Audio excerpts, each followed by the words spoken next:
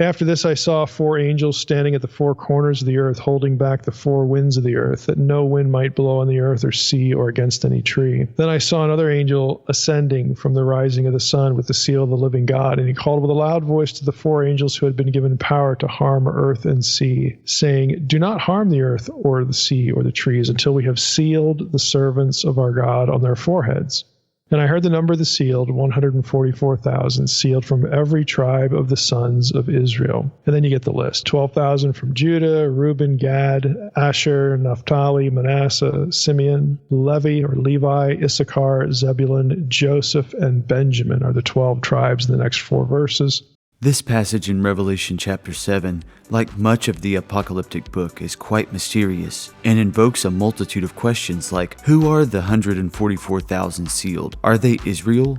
Are they the church? Is this a literal or figurative group of people? Does being sealed mean that these 144,000 have some sort of special protection as the end time scenario plays out? The proposed scholarly answers to these questions can be found not only in how this passage relates to the rest of Revelation, but also to the Old Testament. Let's listen to Dr. Michael Heiser's take on some of these questions based off of his academic research, using resources from scholars like David Ahn, Richard Bauckham, and Steve Moyes. They all are 12,000 and they are quote-unquote sealed. A couple general observations, because we're focused here on what John is doing with the Old Testament. The obvious ones are the tribes and the numbers. So let's just start with the numbers. What about all this counting? What does it remind you of in the Old Testament? The answer is kind of obvious. It reminds you of census counting. I mean, you get these lists of tribes numbered in the Old Testament, like the book of Numbers. That's immediately sort of what you think of. Now, in his Revelation commentary, this is again volume 2, Revelation 6 through 16, he writes this. He says, the census is a specific form of list that occurs with some frequency in the Old Testament, where it is used for purposes of taxation, one example, Exodus 30, 11 through 16, or for labor conscription, 2 Chronicles 2, 17 and 18, for determining the cultic duties and social structure of members of the tribe of Levi, that's Numbers 3 and 4, for determining Israelite descent, you get it, in Ezra 2, but most commonly, he says, it is used as a means for determining military strength, and this is Numbers chapter 1, verses 2 through 46. Very obvious parallel. Now that suggests, Ahn writes, that the census in Revelation 7, 4 through 8 is for military purposes. That might be a bit of an overstatement, but you could see it in the context of Revelation. And this is where Ahn goes. I mean, he lists all these other things that don't really fit. So bad things are coming on, with boots on the ground and all this sort of stuff, lots of conflict. It's an apocalyptic text. So this is a reasonable deduction. He suggests that the census in Revelation 7, 4 through 8 is for military purposes, a possibility that is partially confirmed by the present literary context of this pericope, since, according to Revelation 14, that's the second mention of the 144,000, according to Revelation 14, 3 and 4, the group of 144,000 consists exclusively of adult males who practice sexual abstinence, an ancient Israelite requirement for holy warriors. Owen is noting that this was the practice before as one of the preparations for war. He's saying this suggests we have a military context. But he also adds, however, the absence of all military and holy war imagery from Revelation 7, 4 through 8 makes this suggestion doubtful. The author's insistence on an equal number, 12,000, from each of 12 tribes indicates his interest is in the eschatological restoration of the 12-tribe nation of Israel. The eschatology of the late Old Testament and early Jewish periods emphasized the hope of the restoration of Israel.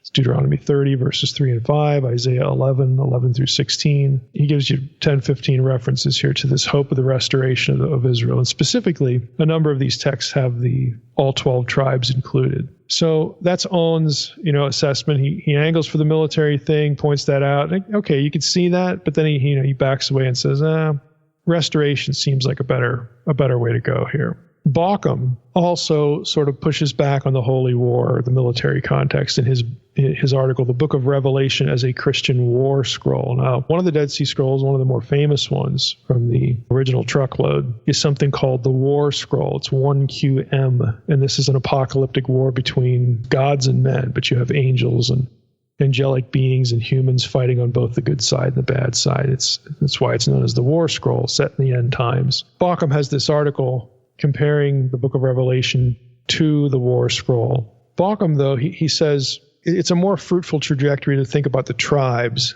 as opposed to this sort of faint military imagery. So he's going to agree with On. He doesn't really, he acknowledges the military element is there, but doesn't find it that persuasive. So let's talk about the tribes. So this is the second thing that stands out, the tribes and the tribal arrangement. So Bauckham writes this.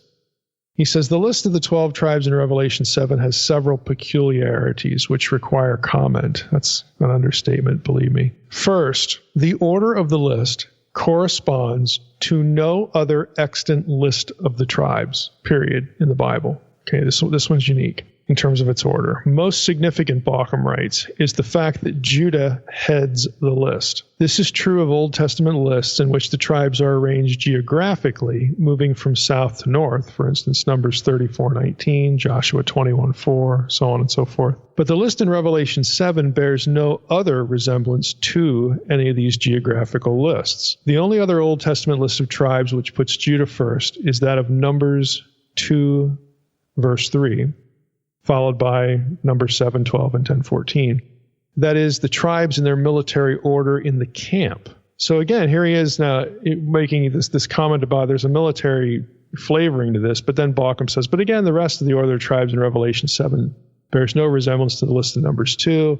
And again, he has this, his own pushback about, okay, there's some military stuff in here, but not enough to make him or On, of course, think that this is really what it's about. I don't think we should lose the military context personally.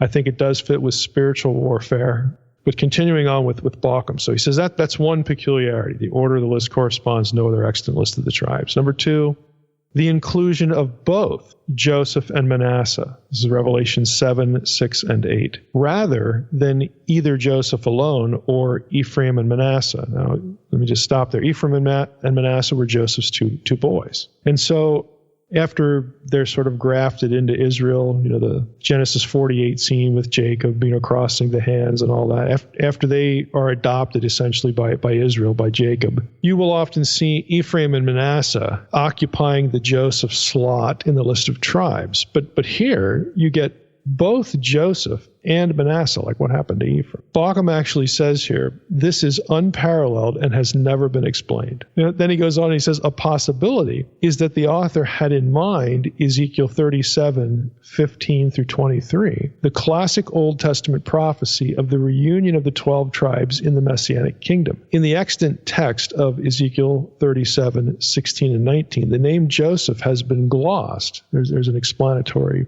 item in these verses. The name Joseph has been glossed with phrases referring to Ephraim in such a way that the reader could think that Joseph is here being used as a name for the tribe of Ephraim. Joseph might therefore seem a suitable name for Ephraim in the list of the tribes in the eschatological reunited Israel. So let me just stop there. So Bauckham's saying it's really unusual, and it's unprecedented actually, that you have Joseph and Manasseh in a tribal list and you don't have Ephraim. Then to summarize what he's saying, well, if you go back in the Old Testament, you're going to find in Ezekiel 37, you're going to find references to Joseph there because Ezekiel 37, the context is the reunification of the tribes. You're going to find Joseph there, but Joseph is talked about in ways that would be associated with Ephraim elsewhere in the Old Testament. So maybe a reader of John's Apocalypse, when he encounters Joseph in the list, will think Ephraim, and therefore you sort of have Ephraim and Manasseh. You have this expected symmetry. That's a guess, but and Bauckham admits it's a guess. He says this has never really been explained by anybody.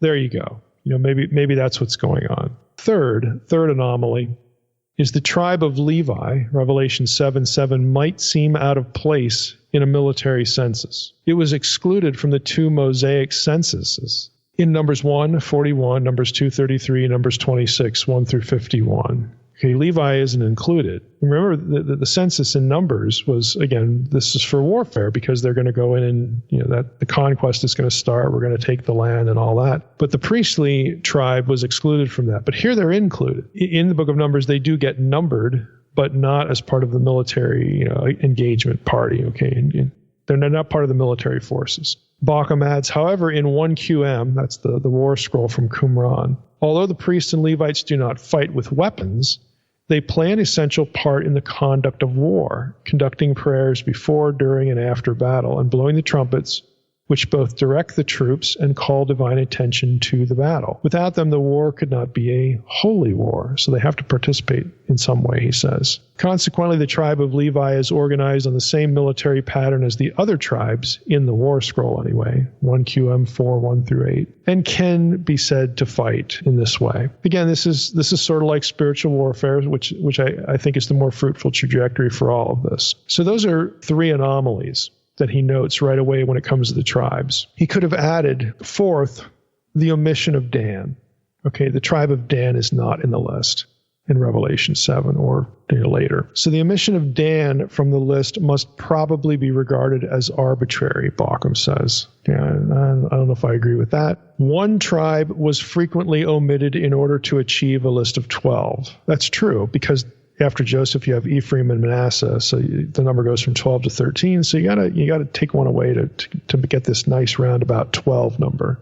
So that's true, but it's still Dan, and Bauckham knows all this. So he adds, the tradition that Antichrist was to come from the tribe of Dan, which is first found in Irenaeus, and then Hippolytus, again, these are early patristic writers, is unlikely. Bauckham says this tradition is unlikely to be pre-Christian. In other words, he doesn't think it was part of the Jewish mindset, the Jewish cognitive environment at the time. Because or since the Antichrist figures of Jewish apocalyptic are invariably Gentile and pagan. In any case, he says, even this would scarcely account for the exclusion of the whole tribe from the eschatological Israel. So again, to summarize that, he notes the absence of Dan. That's his fourth anomaly.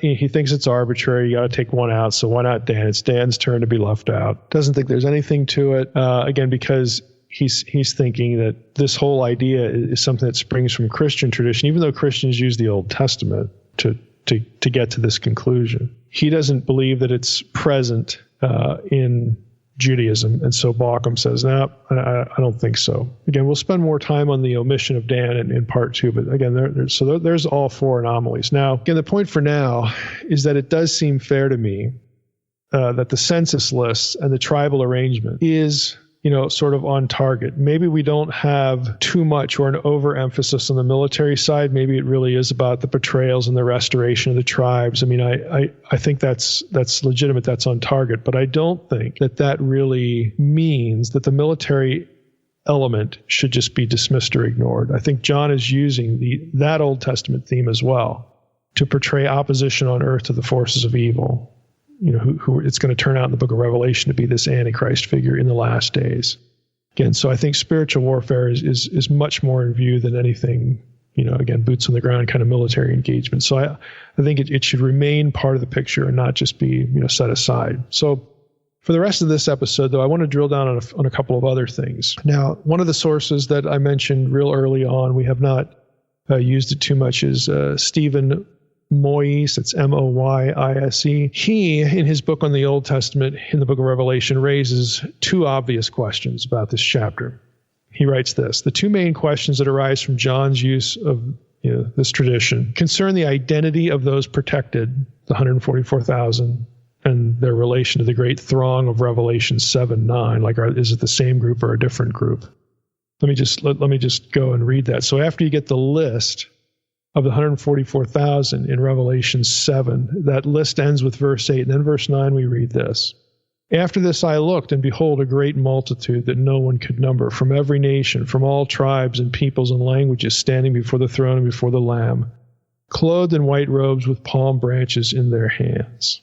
And then the description continues. But anyway, there are scholars who think that the great throng there is the 144,000, and others, and I'm including myself in this group, don't. I don't think they're from the tribes of Israel. I think that excludes them right away. I think you have two different groups here. But Moyse is saying the two questions are, who are these guys? Who are the 144,000? And what's the relationship to verse 9?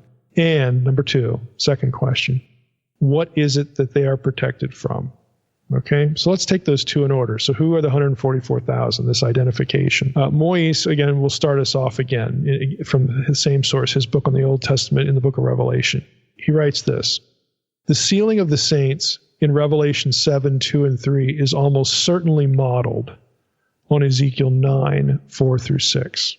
So I'm going to read Ezekiel 9, 4 through 6, because he doesn't give you the full passage. He has an excerpt here, but let me just go there and read Ezekiel 9, because, again, I think this for sure is John's source material. I'm going to go back, and I'm going to start in verse 1, Ezekiel 9, and read through verse 6. Then he cried in my ears with a loud voice, saying, bring near the executioners of the city. Okay, if you remember way back in our series on Ezekiel, in chapter 8, you get this vision of the abominations of the temple, all the stuff that the people are doing wrong, and God is angry and so on and so forth. And so Ezekiel hears the voice of God. He cried in my ears with a loud voice, saying, bring near the executioners of the city, each with his destroying weapon in his hand. And behold, 6 men came from the direction of the upper gate, which faces north, each with his weapon for slaughter in his hand. And with them was a man clothed in linen, and with a writing case at his waist. And they went in and stood beside the bronze altar. Now the glory of the God of Israel had gone up from the cherub on which it rested to the threshold of the house. And he called to the man clothed in linen who had the writing case in his waist. And the Lord said to him, pass through the city, through Jerusalem, and put a mark on the foreheads of the men who sigh and groan over all the abominations that are committed in it. And to the others he said in my hearing, pass through the city after him, after the first guy, and strike. Your eyes shall not spare, you shall show no pity. Kill old men outright, young men and maidens, children and women, and touch no one on whom is the mark. And I begin at my sanctuary, with the priests.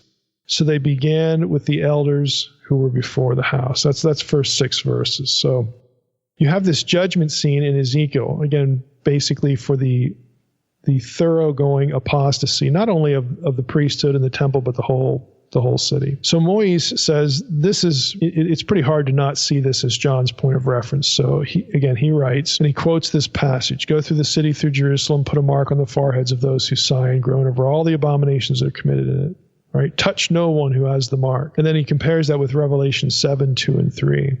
I saw another angel ascending from the rising of the sun, having the seal of the living God, and he called with a loud voice to the 4 angels who had been given power to damage earth and sea, saying, do not damage the earth or the sea or the trees until we have marked the servants of our God and with a seal on their foreheads. So Moïse says, later tradition identified this sealing either with baptism, the laying on of hands, or the marking of the cross. This is later Christian tradition. And perhaps Paul's use of sphragidzane. It's a specific verb in 2 Corinthians 1:22. It means to certify or seal. So 2 Corinthians 1:22, Ephesians 1:13, Ephesians 4:30. And Moïse says Paul's use of sphragidzane in these passages made this later tradition inevitable. Nevertheless, he says, it seems clear that John's meaning is closer to Ezekiel's. Paul, let me just butt in here, Paul doesn't have sealing going on for some sort of purpose that would kind of align with the sealing of Ezekiel 9, like that they're not being protected physically from something, in Paul's. So Moïse is saying John seems to be going the same direction as Ezekiel. He's not doing he's not tracking with Paul, he's tracking with Ezekiel. So he keeps writing and says, again, it seems clear that John's meaning is closer to Ezekiel's, namely that God's people are to be given a special mark to protect them from the approaching slaughter. One further point of interest is that the sealing episode is followed by an angel reaching into the altar and hurling fire onto the earth. Quote, then the angel took the censer and filled it with fire from the altar and threw it on the earth, Revelation 8:5, unquote. A similar thing follows Ezekiel's account of the sealing. Quote, this is 10:2. He said to the man clothed in linen, go within the wheelwork underneath the cherubim, fill your hands with burning coals from among the cherubim and scatter them over the city. Unquote. So Moïse is saying, look, even this element's there. So it would seem clear that the sealing is drawn from a Jewish text, Ezekiel 9, and wider Jewish context, the tribes and the census. Arguably the main factor in the identity of the 144,000, again, being the tribes, the restoration of the tribes. So On, again, is aware of all this, and he notes as much, but he sort of adds a little twist. So let me add his thought here. He says, many who think that Revelation 7, 4 through 8 is based on a Jewish source hold that while the 144,000 may have originally referred to Jews or the real Israel, i.e. the ethnic Israel, that source has been reinterpreted by the author, John, to refer to a different group, such as the Christian church or Christian martyrs. There are others, however, who think that whether or not Revelation 7, 4 through 8 is based on a Jewish source, the text in its present context refers to Jews. So right there you have a difference of opinion, and On lays it out. Even though this goes back to Ezekiel 9, he says some scholars think John's reinterpreting it and applying it to Christians. And then there are others who would say, nope, these are all Jews. The 144,000 are Jews. They're not Gentile, in other words. See, and catch the way I said that, because right away, even in the academic discussion, there's an odd mixing up or conflation of the term Christian and Jew. Okay, a Christian. Look, you can still be a Christian, you can still be a believer and be a Jew or a Gentile. But historically, again, in the history of interpretation, scholars have looked at this and saying, oh, ethnic Jews, that's one group. The other one says, nope, they're Christian church. Well, can't they still be Jews? I mean, if they're followers of Jesus, aren't they Christians anyway? But again, it seems like a lot of people don't even ask that question, which is kind of shocking, to be honest with you. But On is correct here. These are the two sides that historically have been taken. 144,000 are Jews, 144,000 are not Jews. So like it's this black and white either or thinking. And I'm going to end up objecting to this as we go on. So I think you can already tell that. But that's typically how this is laid out. So On goes into, okay, why does each side take its position? What are the arguments? Should we stick with the context of Ezekiel 9, Jews, or should we do something different with it? Okay, should we assume that John is altering it when he uses it, or is John being consistent again with his use of it? Where do we fall out here? So On writes this. He says there are several arguments that proponents of this view, as far as the Jewish view, put forward. A, the detailed enumeration of 12,000 sealed from each of the 12 tribes of Israel suggests that Jews or Jewish Christians are in view. See, now he throws that in. That's his safety net. Jews or Jewish Christians are in view. Okay, but they're still ethnic Jews. And I'm actually going to agree with that qualification. I think they are ethnic Jews, but I also think they're followers of the Lamb. They're believers. They're Christians. Okay, so let's try to keep the terminology straight here. So his first argument, again, for that view is, look, 12,000 from each tribe. Okay, that's what's in view.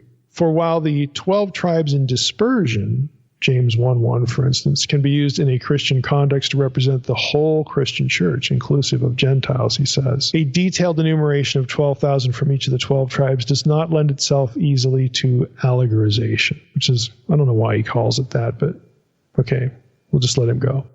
B, his second argument, since the author is undoubtedly a Jewish Christian, it is not particularly surprising that he would have envisioned a special role in the eschaton for Christians of Jewish origin.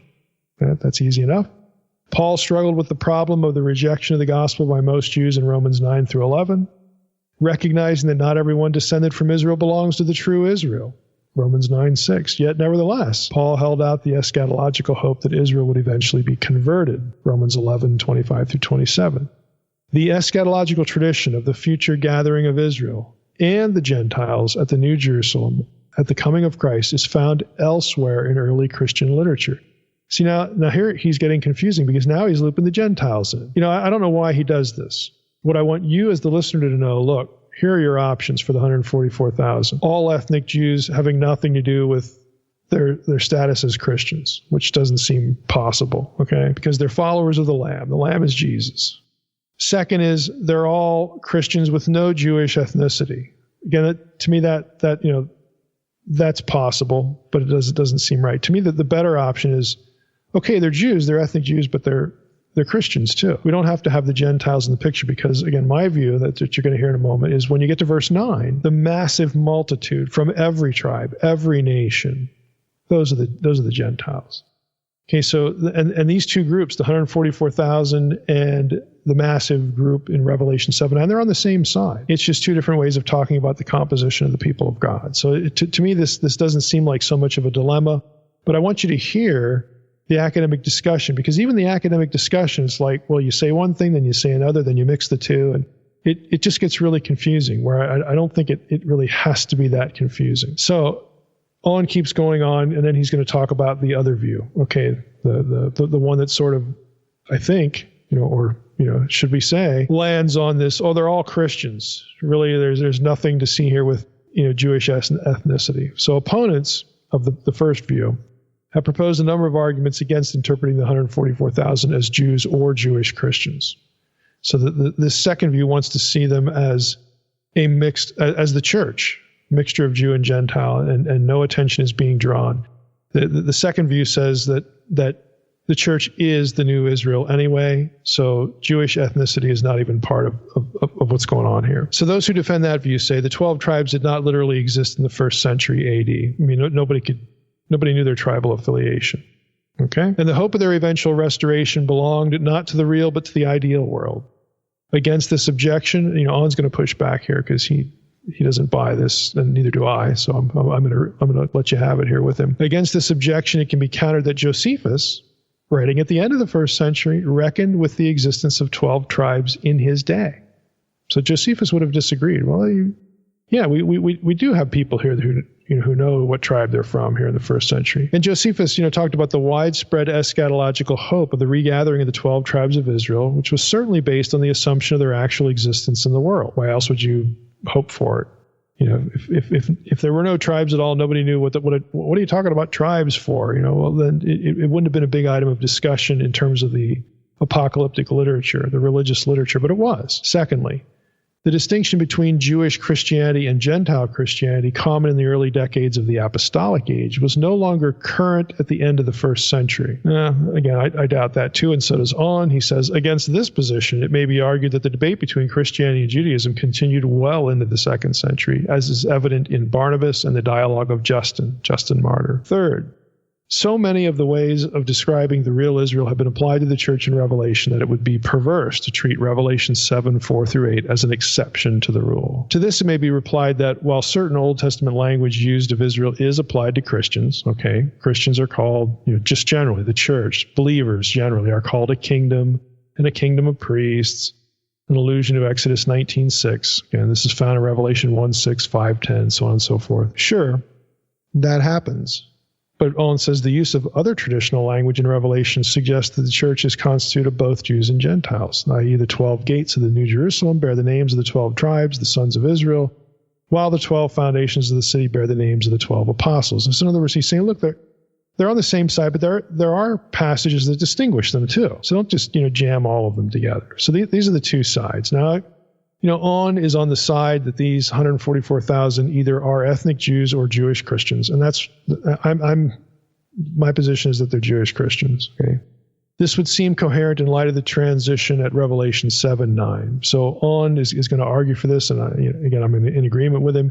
He says there are striking differences between the two groups described in Revelation 7:4-8, the 144,000, and Revelation 7:9-17, the rest of the chapter, that have to be borne in mind. Number one, there's a clear contrast between the specific enumeration of the 144,000 and the, quote, vast size of a great multitude, which, quote, no one was able to number. Well, it can't be the same because they just numbered them back in verses 4-8.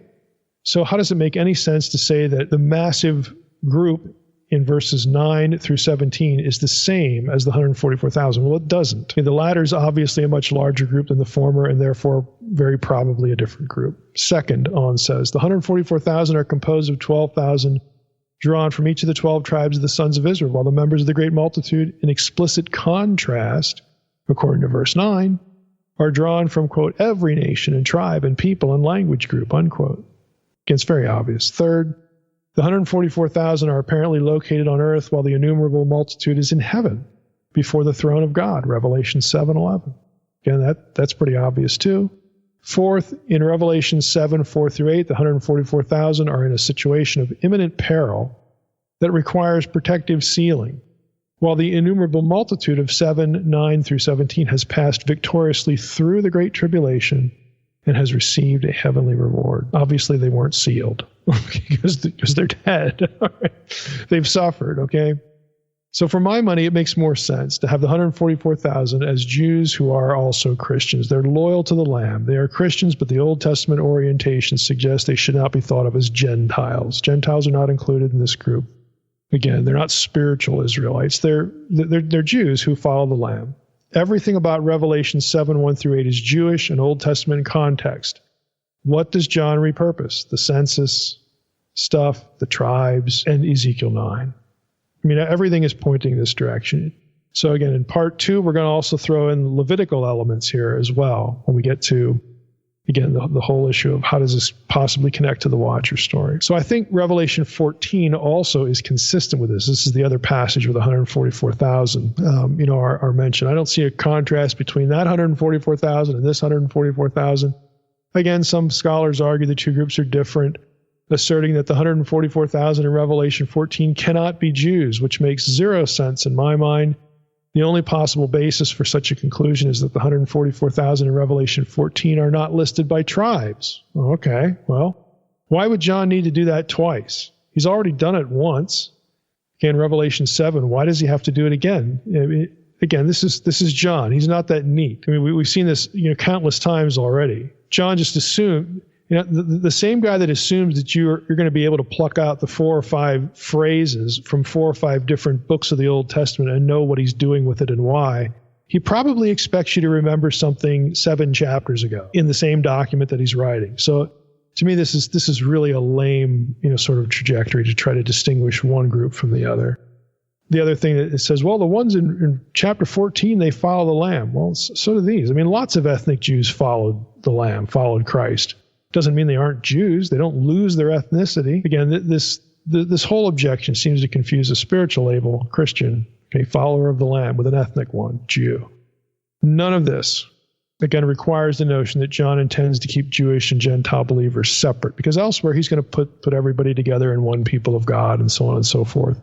So my advice here, my little end times system jab of the day is pretty simple. Look, don't take the 144,000 and use their Jewish ethnicity to argue for a particular end time system that keeps the Jew, the Jewish believer, absolutely separate from the Gentile or the circumcision neutral thing we call the church, because John is going to join them elsewhere. Okay, and vice versa. Don't, for another end time system, take the merging passages and argue against the separation passages. This is typically what's done with end time systems. People pick the trajectory on which their system works best, and then they look back at the places where it doesn't work and they call them problem passages. Okay, let's just not do that. So Beale, again, gets into this a little bit. I'm not going to read everything that Beale has because, Beale, well, maybe I should, because Beale wants everything to be the church, right?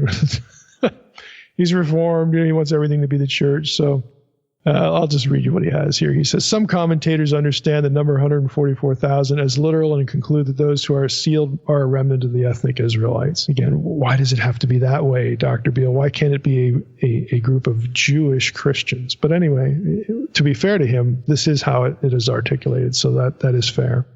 So the number of them conclude that must be a remnant of ethnic Israelites. This is a typical dispensational approach, for instance, which Beale is not. He says this is based on the presupposition that John's language is to be understood literally except where he states explicitly otherwise. It is also usually based on the futurist understanding of the book's structure. That's dispensationalism. According to which Revelation 4:1 all the way through 22:5 refers only to a future tribulation immediately preceding Christ's second coming. Accordingly, Revelation 7:4 through 8 is said to allude to a group of ethnic Israelites who come to believe in Christ during this tribulation period. So in other words, they're not even believers when they're sealed. They come to believe in a dispensational system, or at least some of them anyway. And then they'll get protected from martyrdom during it. It's unwise, again, to take the separation aspects, argue one end time system, and then ignore the places where they're merged. I'm sorry, but Old Testament imagery are like the kingdom of priests. The Old Testament passages about ethnic Israel are applied to all believers in the book of Revelation, in the letters to the churches, where very clearly they're not just Jews there, okay? That does happen in the book. So let's not just skip those to create our system and then call them problem passages or just ignore them. It's cheating. Okay, don't do that. This is why I say again, we'll add this to the very long list of how all systems of eschatology cheat somewhere. They just do. It's just that's just the way it is. So I would, again, I'm going to skip a little bit here to what Beale says elsewhere. Again, Beale wants everything to be the church here. It should be obvious from this that the separation of Jews and Gentiles as believers must be married to assumptions about Revelation, describing a future tribulation period. So Beale notes, Some commentators link Revelation 7, 3-8 to the prophecy in Romans 11, 24 through 26, that all ethnic, again, this is an assumption that he's shooting at, all ethnic Israel will be saved at Christ's second coming. Most holding this view attach figurative significance to the number 144,000. So isn't this wonderful? I mean, I'm glad I included this because, look, do you realize what I just read there? Beale is, and again, I grew up in this tradition, and this actually does. You will actually read this. You actually encounter this. That there are going to be those who say, "Look, Revelation 7 is only Jews, and they're going to come to know the Lord or whatever during the tribulation, because the tribulation is against the Jew because the church has been raptured." Okay, and this is a fulfillment of Romans 11, 24 through 26, that all Israel will be saved. So on the one hand, they're looking at it literally, that the 144,000 are literally ethnic Jews. But then when they go to Romans 11. They can't be literal there because it says all Israel. And here in Revelation 7, you got 144,000. So we don't like the subset because Romans 11 says all Israel. So the number of the passage we're taking literally must be figurative. Ta-da! So basically you get to argue your position from the same passage where part of it is literal and the other part's figurative. Just pardon my spasm. This is why I dislike eschatology so much. Because I don't like cheating with outliers. I don't like cheating method. That's what this is. And, it's not just, that particular, end time system. You get it on the other side too. With assumptions about the church being the Israel as opposed to a new Israel, and the terminology matters. I mean, we've had podcast episodes on this before. The text does both, folks. It does both things. Because the one people of God is composed of two units, we'll call them. You have ethnic Jews who follow Jesus, and you have Gentiles who follow Jesus. They are two different things, but collectively they are one. So let's just own that. And when they become one, their ethnicity isn't erased. The fact that the two become one doesn't mean that God has there isn't a single element, eschatologically speaking, of any of God's plans for national Israel. Again, how do we know that? There are certain passages that seem to suggest it. How about Armageddon? Again, it's a battle for Jerusalem. I would suggest that Jerusalem is in Israel. There are just things like this that seem ethnic Israel focused. There's a lot that isn't because of the one new man idea, the one people of God. But there's still these outliers, and we need to let the outliers be outliers. We need to affirm both rather than find some way to make them disappear and be grafted in. You see what I did there with Romans? They're grafted into our theological system. And it's just tactically, it's just not another Jewishism. It's not kosher. It just isn't. Anyway, but this is what you get with 144,000 discussions. So let's go down a little bit here. Beale wants, again, to have everything be the church. He says if Gentile believers are clearly identified together with the 12 tribes of the sons of Israel as part of the New Jerusalem in Revelation 21:12 and 14 and 24, and Revelation 22:2-5, then it is not odd that John should refer to them together with Jewish Christians in Revelation 7:4 as the 12 tribes of the sons of Israel. Well, okay, that's coherent in that you can see how he gets there, but it's not conclusive. Why can't we allow John to do both? Why does it have to be one or the other? There's one family of God, and it's a point of factuality that in the early church and New Testament theology, the one family derived from Jewish believers and Gentiles. There's no cosmic law that says that John can't talk about the one family in both ways. Okay, for example, Acts does it all the time, as do the epistles. Jewish believers and Gentile believers, okay? There's still one church. When Paul talks about Jews who follow Jesus, then he talks about his Gentile, friends. Did he just say that he doesn't believe that the church is one? No, of course not. It's ridiculous. Why can't John be talking both ways about the same single entity as well? The honest answer is there's no rule against it. The only thing against it is the effort to prop up a system. That's what's against it. Why not apply the already but not yet? Why not? Why not? If the Lamb in the book of Revelation is risen and ruling in some way, but not enthroned until Revelation 21, we've seen this in a prior episode. Why is it not reasonable to think that John delays the full picture of Gentiles being identified with the 12 tribes until Revelation 21 as well. Can't John do that? Can it be already but not yet? And my view is, yeah, it can. It can. So I don't find Beale's arguments persuasive here either. Second question, we got to keep moving here. Are the 144,000 specifically protected? Are they specially protected? Again, no surprise, you get more than one view of this too. So some samples are in order. Beale writes this: why God seals his servants is debated. The main alternatives are, number one, for protection from physical harm. Number two, for protection from demons. Number three, for protection from losing their faith and hence their salvation. Okay, so Beale says, basically he's saying I've encountered all three of these reasons here.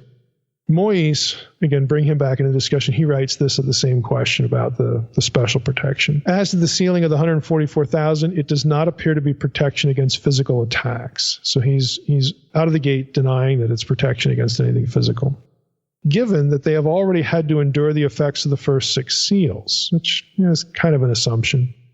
Neither is it likely to be protection against death, since Revelation consistently portrays martyrdom as the way to victory. Charles, that's R.H. Charles, who was the big New Testament and Enoch scholar of a century ago. Charles thinks it is protection against the satanic forces about to be unleashed. And he cites Revelation 9, the abyss passage, though one might have expected it to come directly before this instead of before the trumpets. So, Moyes is saying, the difference of opinion here. Owen, let's loop him in, sees things in a different way. He acknowledges, the other perspective. He says the seal of God explicitly provides special protection for the wrath of God that is coming upon the world. And he cites Revelation 9:4.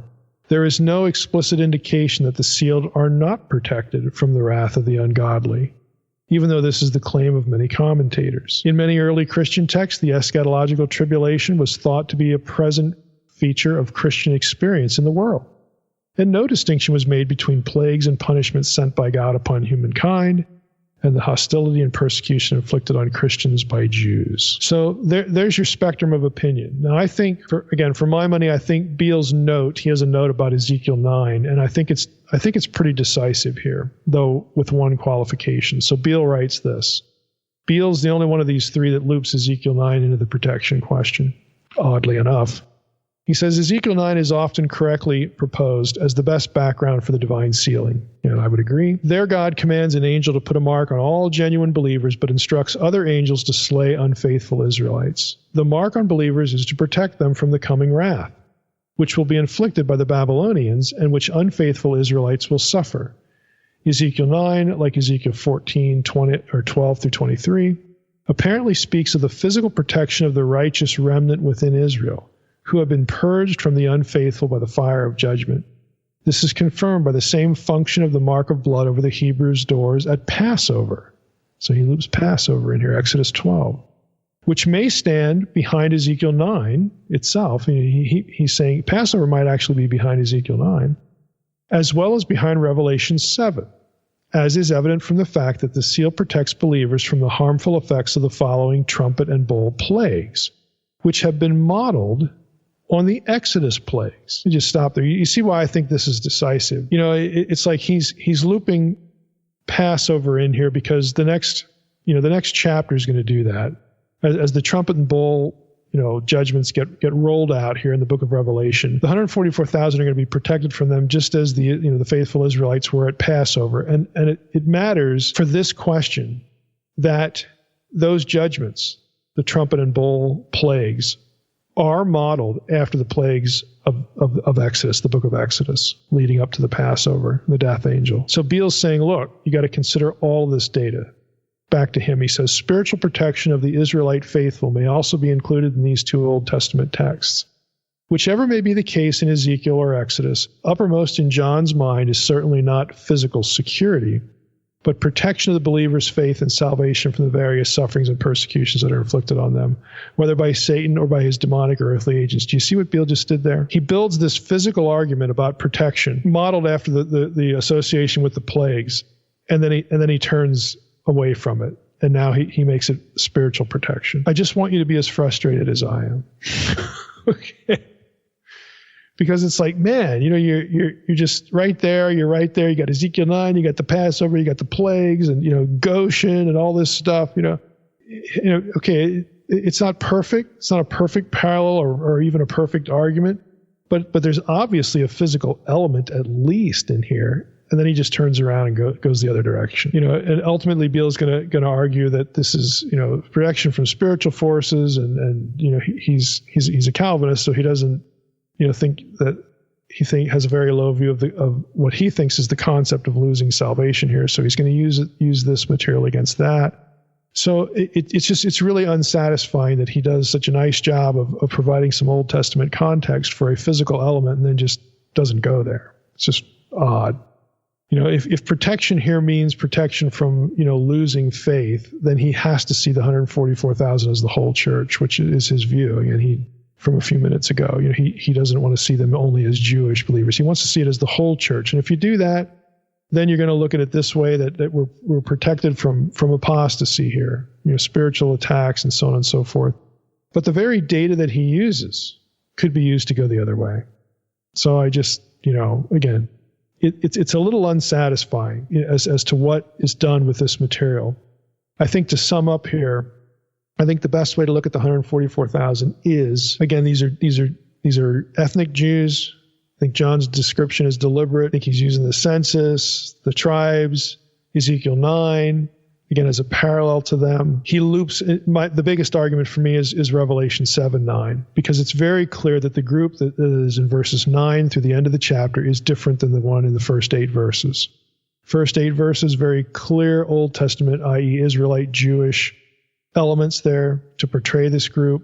And after that point, verse 9 and onwards, you don't have any of that. Every tribe, every people, every language, every nation, and it can't be numbered. So how can it be that, how can it be what you see in the first 8 verses? Doesn't make any sense to me. So if you have this distinction, to me that opens the door to not only Ezekiel 9 being about some sort of physical protection there, but also I think Beale's observations about Passover are legit. Now, if you think about the Exodus plagues, okay, let's just not all of them, sort of totally exempted the Israelites. After all, the last one, death of the firstborn, they had to go into their house, they had to put the blood on the lintel. I mean, otherwise they would have died. So there's no necessary immunity there. You gotta do what the Lord tells you to do to avoid physical harm.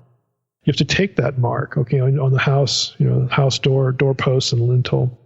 So there's that element of the plague of darkness. I mean, when we went through Exodus, I pointed out that in some of these, it's very clear that Israel didn't suffer whatever the plague was. But in other cases, that's not said, or it would be almost impossible to see how it could be like the plague of darkness. It's dark, okay? I mean, there's no spotlight shining on Goshen. I mean, you never see that. So even with those qualifications, though, there's clearly at least an element of physical protection in the plague accounts that I do think, because as we keep going through Revelation, what happens to people, and the 144,000 are now part of this group, what happens to them is modeled after the plagues.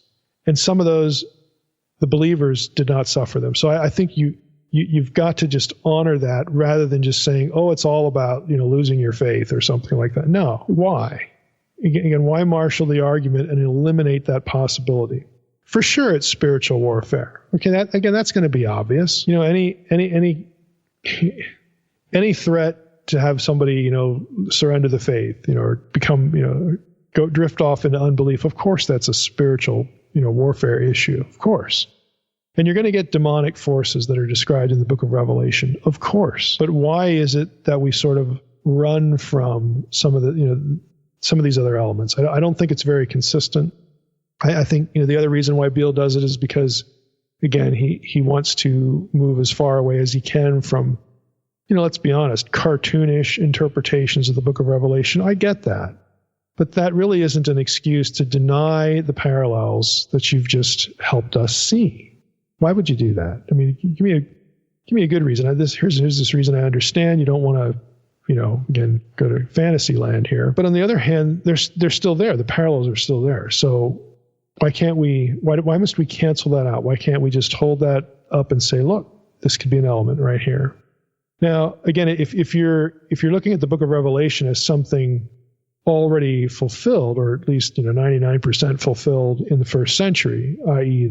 with the temple destruction 70 AD, well, then you can't you really can't do anything with the parallels to the Exodus plagues. Where would the evidence be that Jews who followed Jesus were protected when the Romans came into town and destroyed the temple? I mean, I don't know where you're going to argue that. So that sort of takes that away from you. But for anyone who's not in that position, a non-preterist view, and who wouldn't be sort of seeing any of this, or who's willing to see at least some of this be like a boots on the ground, reality. Maybe not Hal Lindsey or something like that, okay? But if you're at least willing to see, again, real-time stuff in what's in the content of the book of Revelation preceding the second coming and all that, it would seem to me that this still has to be on the table.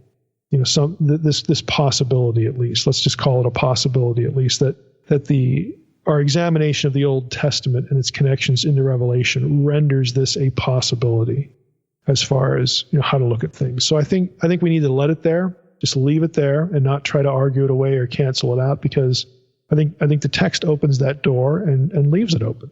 I don't think there's any way to successfully exegetically cancel it out.